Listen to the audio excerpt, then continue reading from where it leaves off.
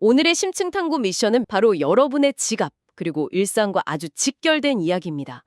현재 한국의 통신 시장에서 벌어지고 있는 치열한 쩐의 전쟁을 파헤치고 이것이 여러분의 통신비 절감에 어떤 의미가 있는지 완벽하게 정리해드리는 겁니다. 자, 본격적으로 파헤쳐볼까요? 좋습니다. 이 복잡한 시장의 판도를 제대로 읽어내려면 가장 먼저 거대 통신 3사인 SK텔레콤, KT, LG U+가 지금 어떤 구조적 위기 상황에 직면해 있는지 그 이면부터 들여다볼 필요가 있어요. 위기 상황이요? 네, 자료를 보면 지금 상황이 결코 녹록지거든요. 저도 그 실적 자료 분석하면서 진짜 놀랬던 게 현재 국내 5G 보급률이 무려 80%를 넘어섰더라고요. 스마트폰 쓰는 사람 대다수가 이미 5G 요금제를 쓴다는 건데 이건 시장이 완전히 성숙기를 넘어서 사실상 성장 정체기, 그러니까 속된 말로 끝물에 접어들었다는 걸 의미하잖아요. 맞습니다. 그 결과가 통신사들의 핵심 수익 지표인 가입자당 평균 매출, 즉 ARPU의 끝없는 추락으로 나타나고 있는 거고요. 맞아요. 전년 대비 또 떨어져서 평균 29,061원까지 주저앉았거든요. 3년 연속 하락세입니다. 가입자 한 명한테서 한 달에 3만 원도 벌지 못하는 구조가 고착화되었다는 건 이거 기업 입장에서 엄청난 압박입니다. 2014년 단통법이나 25% 선택약정 할인제도 도입되면서 깎이기 시작한 수익성이 이제 5G 가입자 포화 상태랑 맞물려서 바닥을 다지고 있는 형국인 거죠. 네. 물론 아주 흥미로운 예외 사례도 있습니다. KT 말씀하시는 거죠? 네, 맞아요.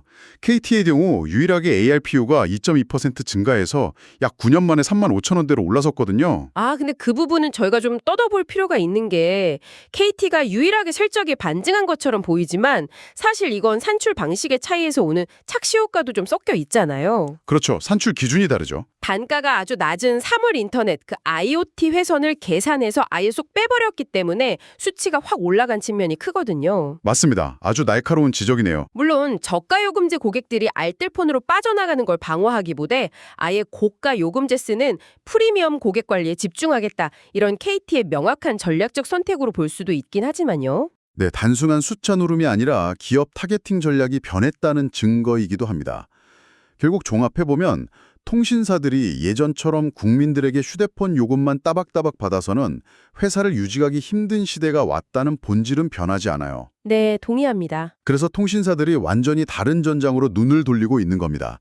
여기서 정말 흥미로운 점은 이 거대 기업들이 이제 통신망이라는 본업을 넘어서 인공지능, 즉 AI와 클라우드를 새로운 생명줄로 삼고 체질을 확 뜯어고치고 있다는 사실이에요. 진짜 이번 실적 발표에서 가장 눈에 띄는 대목이었어요.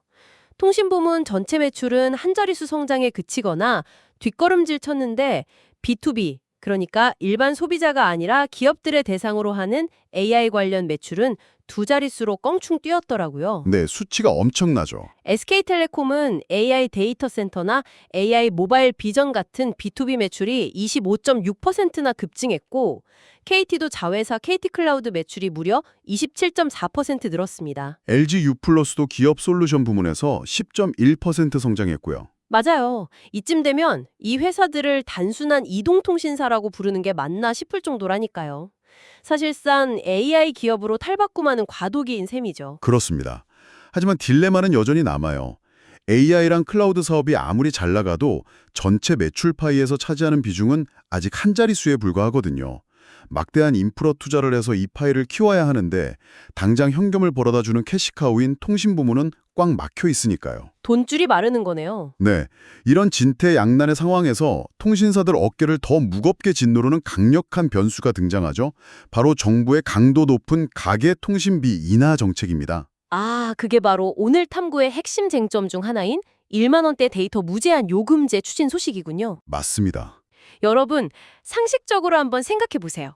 한 달에 10,000원대만 되면 데이터를 무제한으로 쓸 수 있다. 아마 많은 분들이 아니 이게 수익 구조상 가능한가? 통신사가 자선단체도 아닌데? 라며 의구심을 가지실 텐데요. 당연히 의심이 들죠. 그런데 이 요금제에는 아주 정교한 마케팅적 장치이자 마법의 단어가 하나 딱 숨어 있습니다.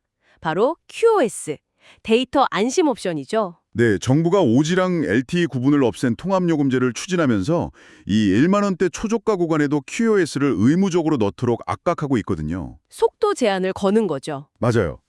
QoS는 기본 제공되는 고속 데이터를 다 쓰고 나면 통신사가 데이터 속도에 인위적인 제한을 걸어서 추가 가금 없이 무제한으로 쓰게 해주는 기능입니다.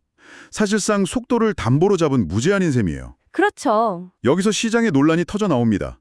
정부는 국민통신비 부담 줄였다고 홍보하겠지만 과연 이 제한된 속도가 여러분이 일상생활에서 실질적인 가치를 느낄 수 있는 수준이라는 거죠. 그래서 저희가 단순한 속도 정의를 넘어서 이 각기 다른 QoS 속도들이 시장에서 어떤 전략적 도구로 쓰이는지 싹 분석해 봤습니다. 속도별로 체감이 확 다르잖아요. 맞아요. 먼저 상위 구간인 OMBPS랑 3MBPS를 볼게요. OMBPS는 사실상 요금 걱정 없이 유튜브 1080p 최고 화질 영상도 쌩쌩 돌릴 수 있는 이건 프리미엄 속도입니다. 부유층의 속도라고 할까요? 완전 부유층이죠. 그리고 3mbps는 720p 화질 영상을 무리 없이 볼 수 있어서 현재 2에서 3만 원대 알뜰폰 요금제에서 가장 가성비가 좋은 이른바 국민 속도로 통합니다. 통신사 입장에서는 가입자 유치하기 위한 가장 현실적인 미끼 상품인 거죠. 네, 반면에 논쟁이 가장 치열한 지점은 하위 구간인 1Mbps와 400kbps에 집중되어 있어요. 그쪽이 문제죠. 현재 정부는 5만 원대 요금제에 주로 포진해 있던 1Mbps 혜택을 중저가 요금제까지 확 끌어내리려고 검토 중입니다. 1Mbps면 480p 저화질 영상이나 자동차 내비게이션, 음악 스트리밍 정도 돌아가거든요. 네, 그 정도는 되죠. 근데 진짜 문제는 정부가 1만 원대 요금제에 도입하려는 400kbps 속도입니다. 이 속도는 철저하게 텍스트 위주 환경이 맞춰져 있어요. 400kbps면 거의 텍스트만 된다는 거네요. 맞아요. 카카오톡 메시지 주고받거나 텍스트 뉴스 읽는 정도만 겨우 가능하고 고화질 사진이나 영상 재생은 아예 불가능에 가깝다고 봐야 합니다. 인내심 테스트 속도죠. 이 지점에서 데이터 헤비 유저들의 강한 비판이 나올 수밖에 없습니다. 400kbps 무제한은 사실상 마케팅용 말장난 아니냐. 통신사들이 망 부하는 최소화하면서 생색만 내려는 꼼수 아니냐라는 지적이죠. 충분히 나올 수 있는 비판입니다. 하지만 여러분, 시각을 조금만 한번 바꿔보면 어떨까요? 월말마다 데이터가 다 떨어져서 식당 갈 때마다 저기요, 와이파이 비밀번호 우회요 물어보며 헤매던 데이터 난민 경험 다들 한 번쯤 있으실 겁니다. 엄청 많죠. 비록 속도가 400kbps로 좀 답답하더라도 추가 요금 폭탄 걱정 없이 카톡이나 뱅킹 앱이라도 끊기지 않고 계속 쓸 수 있다는 건 꽤 매력적일 수 있거든요. 특정 계층, 예컨대 데이터 사용량이 아주 적은 중장년층이나 초등학생 자녀 등 부모님들한테는 정말 든든한 안전망이 되는 거니까요. 동의합니다. 실질적인 가치가 없다고 폄하하기엔 통신 단절에 가져오는 일상의 불편함이 너무 크니까요. 근데 문제는 이 1만 원대 무제한 요금제 정책 때문에 지금 시장에서 진짜 사면 초과에 몰려 밤잠 설치는 분들이 있다는 겁니다. 아, 알뜰폰 업계 말씀하시는 거죠? 네, 바로 통신 3사망을 빌려 쓰는 알뜰폰, MVNO 업계입니다. 통신 시장의 구조적 관점에서 알뜰폰이 가진 유일무이한 무기는 저렴한 가격이었거든요. 동일한 품질 망 쓰면서 마진 쫙 빼서 1,020만 명의 가입자를 모은 건데 이게 흔들리는 겁니다. 게다가 거대 통신 3사도 가만히 당하고만 있진 않잖아요.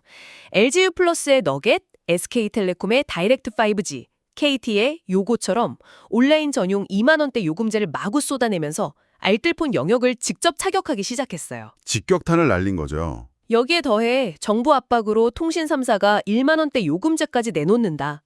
그럼 가격 경쟁력이 생명인 알뜰폰 진영은 사실상 완전히 끝난 거 아닌가요? 멤버십도 부족하고 고객센터도 변변치 않은 알뜰폰을 굳이 쓸 이유가 사라지잖아요.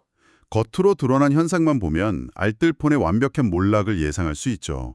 하지만 이걸 더 큰 그림과 연결해보면 상황이 우리 생각보다 훨씬 입체적이라는 걸 알 수 있습니다. 어떤 숨겨진 그림이 있나요? 알뜰폰 사업자들이 이런 거대한 위기 속에서도 역습을 준비할 수 있었던 배경에는 역설적이게도 2025년 정부의 결정적인 정책 개입이 숨어 있었습니다. 바로 망을 빌려 쓰는 대가인 도매대가를 대폭 인하해준 조치예요. 흥미로운 포인트네요. 정부 스탠스가 무슨 양동작전 같습니다. 한편으론 3사를 옥죄어서 1만 원대 요금제 내놓게 만들고 동시에 알뜰폰 사업자들한테는 망 도매대가를 메가바이트당 1.29원에서 0.81원으로 무려 36.4%나 깎아줬잖아요. 파격적이죠. 도매대가가 1원 밑으로 떨어진 건 통신 역사상 처음 있는 일이거든요. 바로 그 지점입니다. 게다가 정부는 연간 단위로 데이터 선구매하는 알뜰폰 업체한테는 최대 25%까지 추가 할인도 해주고 최소 사용료 규정도 완화해줬어요. 혜택을 엄청 줬네요. 네, 결국 이 도매대가 인하라는 정책적 지렛대 덕분에 알뜰폰 사업자들이 독자적인 생존 공간을 확보한 겁니다. 거대 통신사랑 경쟁하려고 19,000원대 오지 20기가 요금제 같은 파격적인 상품을 낼 수 있는 원동력이 여기서 나온 거죠. 아, 최근 소비자들 사이에서 화제된 월 1,000원, 90원짜리 초저가 프로모션 요금제들, 이런 것도 결국 그런 구조적 지원 속에서 알뜰폰들이 점유율 지키려고 출혈 경쟁 불사하며 버티는 거군요. 맞습니다. 처절한 생존 본능의 결과물인 거죠. 자, 여기서부터 진짜 재미있어집니다. 알뜰폰 저항도 거세지만 결국 통신시장 전체 패러다임이 요동치고 있거든요. 과거에는 무조건 누가 더 싼가를 외치는 단순 가격 전쟁이었다면 이제는 어떤 경험을 제공하는가로 전선이 이동하고 있습니다. 맞아요. 요금제 부가 혜택 전쟁이죠. 네, 예를 들어 KT는 와이덤 혜택을 통해서 만 34세 이하 청년들한테 데이터를 2배로 퍼주고 영화관이나 카페 멤버십 할인 문턱을 확 낮췄어요. 다른 통신사들도 OTT 무료 구독이나 스마트워치 요금 면제 같은 강력한 무기를 내세우고 있고요. 완전히 새로운 국면이네요. 즉, 이제 여러분은 고지서에 찍힌 숫자만 볼 게 아니라 내 라이프 스타일에 어떤 통신사가 가장 잘 맞는 경험을 주는지 꼼꼼히 따져봐야 하는 시대를 맞이한 겁니다. 정확한 통찰입니다.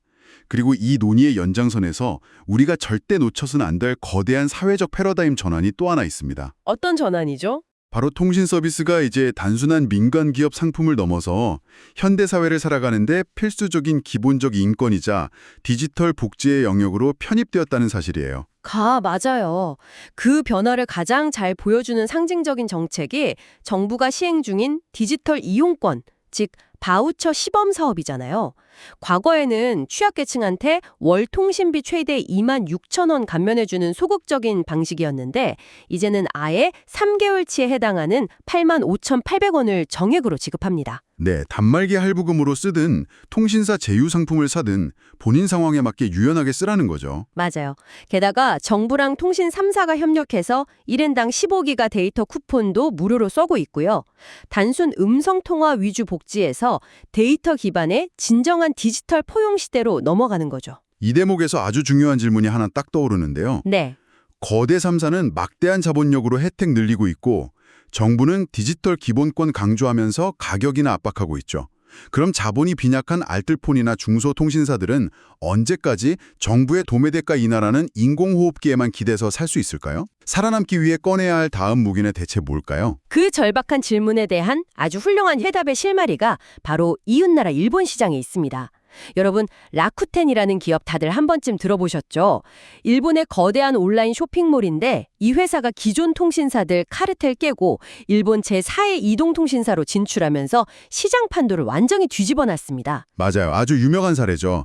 라쿠텐이 보여준 전략의 본질은 철저한 파괴적 혁명이었어요. 가격 파괴였나요? 당시 일본 통신시장 절대 강자였던 NTT 도코모 대표 요금제가 6,500엔 수준이었거든요. 근데 후발주자인 라쿠텐은 무려 1,600엔이라는 파격적인 가격으로 치고 들어왔어요. 데이터 무제한 요금제도 겨우 1,250엔이었고요. 3분의 1도 안 되는 가격이네요. 네, 근데 단순히 가격만 낮춘 거면 한국 알뜰폰 출혈 경쟁이랑 다를 바 없었겠죠. 핵심은 바로 그거죠.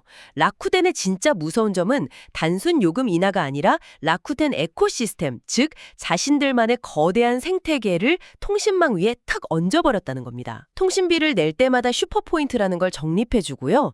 이 포인트로 라쿠텐 쇼핑몰에서 식료품도 사고 금융서비스 결제도 하고 다음 달 통신비까지 내게 만들었어요. 하나의 통합 아이디로 쇼핑, 금융, 통신이 물 흐르듯 연결되는 겁니다. 한번 발들이면 빠져나올 수 없는 구조네요. 맞아요. 혜택이 꼬리에 꼬리를 무는 고객 가두기에 성공한 거죠. 게다가 소비자들의 페인 포인트, 그 가려운 곳을 정확히 긁어줬어요. 답답한 2년 약정샷을 완전히 끊어버리고 남은 데이터는 가족이나 친구 최대 5명이랑 공유할 수 있게 했거든요. 오프라인 매장 전략도 엄청 독특했잖아요. 맞아요. 딱딱한 대리점 대신에 디저트랑 맛있는 커피 파는 라쿠텐 카페 안에 통신상담 창구를 넣었어요. 사람들이 커피 마시면서 자연스럽게 라쿠텐 생태계 체험하게 만든 치밀한 전략이죠. 심지어 집에 굴러다니는 중고폰 가져오면 바로 라쿠텐 포인트로 매입해주는 서비스까지 도입했다니 고객이 뭘 원하는지 정확히 꿰뚫은 거네요. 저는 이 라쿠텐 사례가 한계에 봉착한 한국 알뜰폰 사업자들이 반드시 펼쳐봐야 할 교과서라고 생각합니다. 저도 전적으로 동의합니다. 단순히 우리가 3사보다 100원 더 쌉니다 소리치는 데서 머물면 안 되죠. 네. 우리 알뜰폰 쓰면 쇼핑, 금융, 일상이 이렇게 풍요로워집니다. 라는 독자적 혜택과 생태계를 구축해야만 거대 3사 자본력에 맞서 자생할 수 있다는 뼈아픈 교훈입니다. 맞습니다. 지금까지 저희가 살펴본 것처럼 2026년 현재 통신시장은 전례 없는 지각 변동 한가운데 있어요. 통신사는 AI와 클라우드 기업으로 체질 개선 중이고 알뜰폰은 도매대가 인하 지렛대 삼아 치열하게 생존 모색 중이고요. 네, 거기에 정부의 1만 원대 무제한 정책, 400kbps 실효성 논란, 디지털 바우처까지 진짜 복잡한 방정식이네요. 네, 변수가 너무 많죠? 자, 그래서 이게 다 무슨 의미일까요? 오늘 이 쏟아지는 정책과 기사들 속에서 가장 중요한 핵심만 전해드렸는데요. 결국 이 복잡한 요금 전쟁터의 최종 승자는 통신사도 정부도 아닙니다. 바로 자신의 데이터 사용 패턴을 정확히 파악하고 있는 여러분입니다. 맞아요. 아는 만큼 아끼는 거죠. 네. 내가 진짜 고화질 영상 시청을 위해 5mbps가 필요한 헤비 유저인지 아니면 400kbps라도 무제한으로 쓸 수 있는 만원대 요금제면 충분한지 단순 할인보다 OTT 결합 할인이 나은지 현명하게 따져서 선택하는 분이 진정한 승리자인 겁니다. 저는 지식이라는 게 머릿속에 머물지 않고 실제 삶과 결제 패턴에 적용될 때 가장 빛난다고 굳게 믿거든요. 오늘 짚어드린 기준들 통해서 표면적인 숫자에 매몰되지 말고 그 이면에 숨겨진 속도 제한의 함정이나 생태계 가치를 입체적으로 바라보는 연습을 꼭 해보시길 바랍니다. 네, 오늘 통신비부터 AI 생태계 전쟁, 라쿠텐 혁신 모델까지 싹 짚어봤는데요. 이 산더미 같은 자료들 훑어보고 대화 나누다 보니까 문득 제 머릿속에 아주 도발적인 상상 하나가 스치더라고요. 오, 어떤 상상인가요? 앞서 통신사들이 이제 휴대폰 요금보다 AI 데이터 센터나 클라우드 같은 B2B에서 엄청난 수익 창출한다고 했잖아요. 그렇다면 먼 미래가 아니라 바로 몇 년 뒤에 말이죠. 기업들의 AI 생태계가 일상을 완전히 지배하게 된다면 우리가 특정 AI 생태계나 쇼핑 플랫폼에 내 소비 데이터 기꺼이 제공하는 조건으로 아예 스마트폰 통신 데이터를 완전 무료로 제공받는 시대가 오지 않을까요? 와, 데이터가 전기가 아니라 공기처럼 변한다는 거네요. 맞습니다.